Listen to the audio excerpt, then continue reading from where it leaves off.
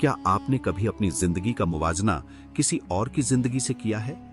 क्या आपको कभी लगा कि आप पीछे रह गए हैं और बाकी सब आगे निकल गए हैं? पुराने लाहौर की तंग गलियों में, जहां मसालों की खुशबू और अजान की आवाजें हवा में घुली होती थीं, वहां अयान नाम का एक नौजवान रहता था। अयान एक मुसव्विर था, खत्ताती का माहिर। उसके हाथों में जादू था। जब वह कलम को स्याही में डुबोकर कागज पर चलाता तो अल्फाज रक्स करने लगते। लेकिन अयान के पास एक मसला था। उसकी नजर हमेशा अपने कागज पर कम और दूसरों के काम पर ज्यादा होती थी। इसी मोहल्ले में एक और लड़का था, समीर। समीर भी खत्ताती करता था, लेकिन उसका अंदाज तेज और शोख था। लोग समीर के काम की तारीफ करते। वाह, क्या रंग है, क्या तेजी है, वह कहते। अयान यह सुनता तो उसका दिल बैठ जाता। वह सोचता, शायद मेरा काम फीका है, शायद मैं बहुत सुस्त हूं। अगले दिन अयान अपनी दुकान पर जाता और तेज रंग इस्तेमाल करने की कोशिश करता। वह अपने नफीस अंदाज को छोड़कर समीर की नकल करता। नतीजा, उसका काम खराब हो जाता। न इसमें अयान की नफासत रहती, न समीर की शोखी। वह मायूस होकर कागज फाड़ देता। यह सिलसिला महीनों चलता रहा। अयान हर रोज किसी नए कामयाब शख्स को देखता। कभी वह देखता कि कोई दुकानदार बहुत पैसे कमा रहा है तो वह मुसव्विरी छोड़कर तिजारत का सोचता। कभी वह किसी मशहूर शायर को देखता तो शायरी की किताबें खरीद लाता। उसकी अपनी पहचान धुंधला गई थी। वह एक ऐसी दौड़ भाग रहा था जिसकी कोई मंजिल नहीं थी। वह थक चुका था, जहनी और जिस्मानी तौर पर। उसके ब्रश सूख गए थे और उसकी स्याही जम गई थी। एक शाम वह बादशाही मस्जिद के करीब सीढ़ियों पर उदास बैठा था। सूरज गरूब हो रहा था और आसमान नारंगी हो चुका था। तभी वहां से उस्ताद रूफ गुजरे। उस्ताद रूफ शहर के सबसे पुराने और इज्जतदार खत्तात थे। उनकी कमर झुकी हुई थी, लेकिन आंखों में एक अजीब सी चमक थी। उन्होंने अयान को देखा और रुक गए। बेटा, तुम्हारे चेहरे पर यह कैसी मायूसी है? उस्ताद ने नरमी से पूछा। अयान की आंखों में आंसू आ गए। उस्ताद जी, मैं बहुत कोशिश करता हूं, लेकिन मैं नाकाम हूं। समीर मुझसे आगे निकल गया है। बाकी सब तरक्की कर रहे हैं और मैं वहीं खड़ा हूं। मुझे समझ नहीं आता कि मैं क्या करूं। उस्ताद रूफ मुस्कुराए। वह अयान के पास बैठ गए। तुम्हें लगता है कि जिंदगी एक रेस है? अयान ने इस बात में सर हिलाया। हाँ, सब भाग रहे हैं तो मुझे भी भागना है। उस्ताद ने अपनी जेब से एक छोटी सी घड़ी निकाली। फिर उन्होंने सामने सड़क की तरफ इशारा किया।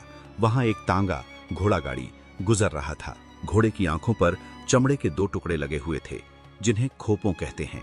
उस्ताद ने पूछा, अयान, क्या तुम जानते हो कि इस घोड़े की आंखों के दाएं और बाएं यह पर्दे क्यों लगाए गए हैं?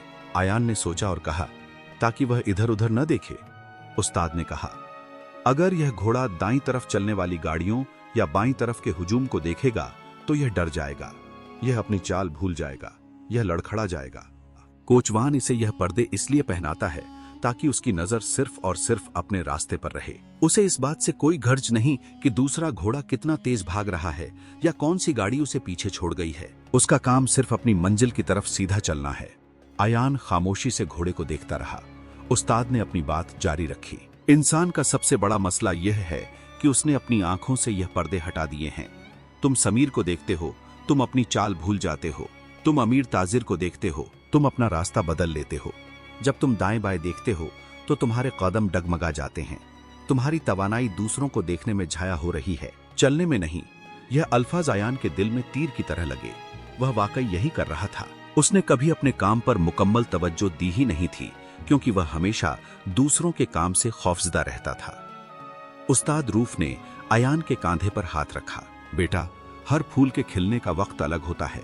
अगर गुलाब का फूल यह सोचकर परेशान हो जाए कि चंबेली पहले क्यों खिल गई, तो वह कभी अपनी खुशबू नहीं दे सकेगा। तुम्हारा मुकाबला समीर से नहीं है, तुम्हारा मुकाबला कल के अयान से है। अगर तुम आज कल से बेहतर हो तो तुम जीत रहे हो। अपनी आंखों पर ध्यान के पर्दे लगाओ, दुनिया को भूल जाओ, सिर्फ अपने कलम और कागज को देखो। उस्ताद चले गए, लेकिन अयान वहीं बैठा रहा। रात हो गई, लेकिन उसके अंदर एक नई सुबह हो चुकी थी। वह घर वापस आया। उसने अपने तमाम पुराने खराब काम इकट्ठे किए और उन्हें एक तरफ रख दिया। उसने एक नया साफ कागज निकाला। उसने स्याही तैयार की। इस बार उसने यह नहीं सोचा कि समीर क्या बना रहा है। उसने यह नहीं सोचा कि लोग क्या कहेंगे। उसने सिर्फ वह लिखा जो उसका दिल कह रहा था। उसने आहिस्ता काम किया, बहुत आहिस्ता। दिन हफ्तों में बदल गए। अयान ने अपनी दुकान का दरवाजा आधा बंद कर दिया। वह घंटों मशक करता। कभी कभी उसे खौफ आता कि वह पीछे रह गया है, लेकिन फिर उसे उस्ताद की बात याद आ जाती, घोड़े की नजर। वह फौरन अपनी तवज्जो वापस अपने काम पर ले आता। उसने बारीक बीनी और नफासत पर काम किया। 1 साल गुजर गया। शहर में खत्ताती की एक नुमाइश लगी। समीर ने वहां बड़े बड़े शोख रंगों वाले फनपारे रखे थे। लोगों का हुजूम था।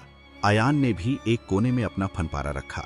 यह एक सादा सी आयत थी जो सियाह स्याही से लिखी गई थी, लेकिन उसके हुरूफ में इतना तवाजुन और इतनी गहराई थी कि जो भी उसे देखता वहीं जम जाता। इसमें शोर नहीं था, सुकून था। लोग समीर की तारीफ कर रहे थे, लेकिन अयान के काम के सामने खामोश होकर अदब से खड़े हो रहे थे। उस्ताद रूफ वहां आए। उन्होंने अयान के काम को देखा और उनकी आंखों में नमी आ गई।